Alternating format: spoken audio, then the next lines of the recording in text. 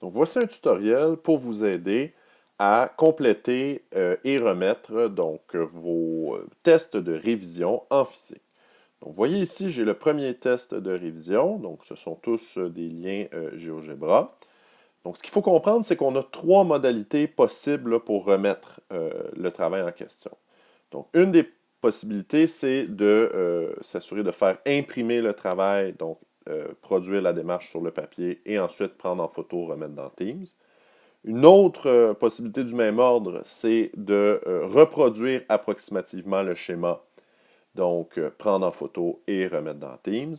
Et une troisième option, peut-être plus intéressante, c'est de donc faire toutes ces étapes-là directement sur l'iPad sans avoir besoin donc de faire imprimer quoi que ce soit ou de prendre en photo et de remettre directement dans Teams.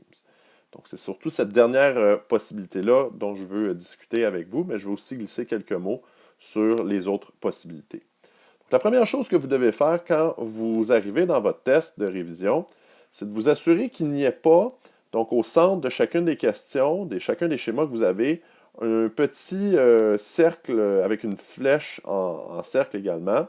Donc, si vous allez sur votre première question et vous appuyez sur ce cercle avec la flèche, vous allez voir que votre image va se changer. Donc, les questions sont aléatoires. Vous voyez ici, on obtient notre image et ça également, ça fait disparaître donc, les cercles avec les flèches donc, dans toutes les autres questions. Donc, dans ce test-là, j'ai 4 questions que je dois répondre.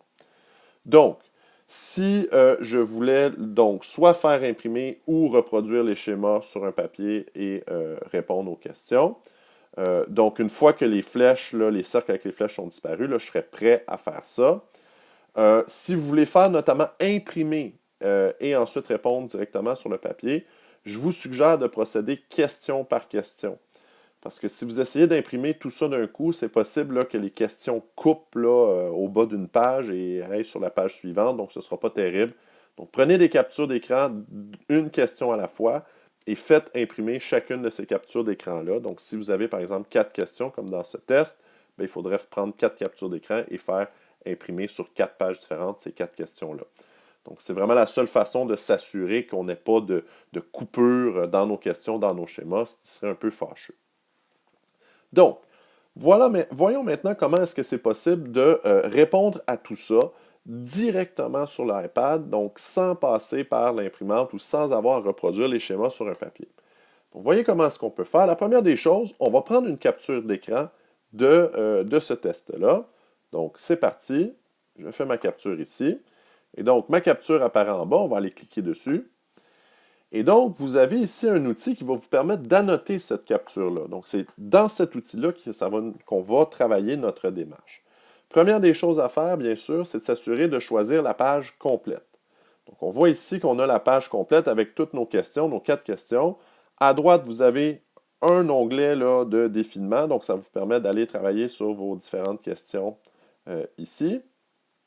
Et donc, on va aller travailler ensemble la première question. Donc, je vais agrandir un petit peu mon schéma pour bien voir ce qui se passe. Et là, vous voyez en bas un paquet d'outils qui vous permet donc d'aller bonifier, annoter votre schéma pour vous permettre de répondre à la question. Donc, il y a même présence ici d'une règle pour faire des schémas. Donc, ça va me permettre ici d'aller placer ma règle et de tracer différents rayons.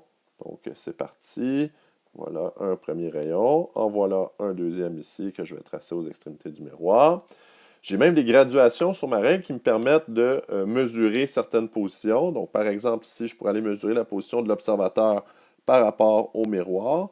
Donc, sur ma règle ici, qui est graduée dans une unité là, inconnue, mais peu importe, j'ai une, deux, trois graduations principales, 4 graduations principales, 1, 2, 3, 4, ainsi que 2 graduations secondaires. Donc, je vais aller calculer ça ici par rapport à ma règle. Donc, 1, 2, 3, 4 graduations principales, 3 graduations secondaires. Donc, ça me donnerait ici un observateur, l'image qui serait à peu près là. Je peux faire disparaître ma règle, à peu près tracer mon observateur qui est ici. Donc, l'image de mon observateur. Donc, je peux réutiliser ma règle ensuite pour aller tracer donc les autres parties de mon champ de vision ici comme ça. Donc, je peux même faire des pointillés, tracer ma ligne comme ça, et ensuite faire la même chose en bas. voyez, donc elle est placée comme ceci, pointillé et champ de vision. Et je pourrais même aller rejoindre donc les extrémités de mon obstacle pour être en mesure là, de bien définir les limites du champ de vision, y compris avec l'obstacle. Donc, vous voyez comme ça ici. Et le tour est joué. J'ai répondu à ma question ici. Il y a d'autres outils qui vous permettent d'être encore plus précis. Vous pouvez utiliser des surligneurs. Il y a même la possibilité d'ajouter du texte. Donc, je peux ajouter du texte là, à un endroit précis. Donc, par exemple, ici, je pourrais choisir là, de modifier ce texte-là et de l'appeler, par exemple, champ de vision, de sorte que je sache qu'ici, c'est mon champ de vision. Bon, bref, vous voyez un peu l'éventail des possibilités que vous avez avec tout ça. Donc, évidemment, je ne montrerai pas ce principe-là là, pour toutes les autres questions. Donc, ça vous donne un peu un aperçu. Une fois que vous avez complété donc, tout votre mini-test directement dans l'outil d'annotation, donc vous pouvez appuyer ici sur le carré et la flèche complètement en haut à droite. Et vous allez vouloir donc enregistrer votre document. Donc, c'est un document PDF qui va être généré, donc dans Fichier. Et là, ça va être extrêmement important que vous sachiez où vous avez enregistré votre document. Donc, ce que je vous suggère, pour ne pas avoir à chercher de midi à 14 heures votre document une fois que vous voulez le remettre dans Teams, enregistrez-le simplement sur mon iPad. Pas dans des dossiers, sous-dossiers sur mon iPad, simplement sur mon iPad. Donc, vous voyez ici, là, c'est mis en gris. Donc ça veut dire que je vais enregistrer directement sur mon iPad. Et donc, je vais cliquer « Enregistrer ». Donc ici, j'ai déjà un document qui s'appelle ainsi. Donc, je vais simplement demander de le remplacer. Voilà qui est fait. Donc, une fois que ça c'est fait, je peux cliquer sur « OK ». Donc, voilà, j'ai déjà enregistré. Vous voyez, j'aurais pu tout simplement enregistrer ici également dans le fichier, là.